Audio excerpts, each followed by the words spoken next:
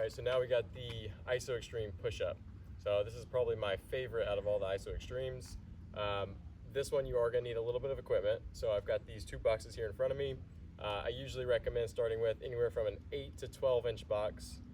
Just that way we can elevate the hands to the position to the point where when you pull down to full range of motion, there's enough clearance so you're not hitting your face or your belly on the ground.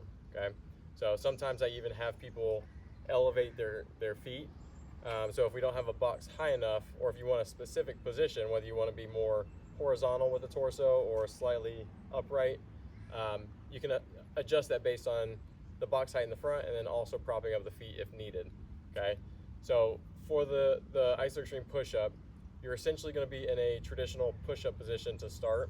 You're going to have hands on the boxes, feet back behind you. Think about like a tall plank position.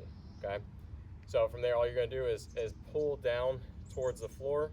Try to think about opening up on the front side, really lengthen through the pecs and the delts, and then pull on the back side and the biceps. So you're actively pulling your shoulder blades towards each other and down into a good position, as well as shortening that bicep. So pulling in and pulling into position. Okay, so once you get to that in-range position, what it should look like is, like I said, still neutral through that spine and that lower body.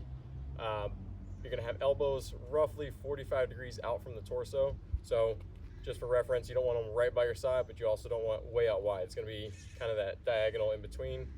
And ideally keeping the forearms pretty much completely perpendicular. So they're going to be vertical on the boxes. Okay.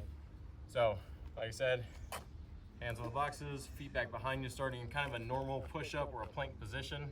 And then you're actively pulling down into the ground.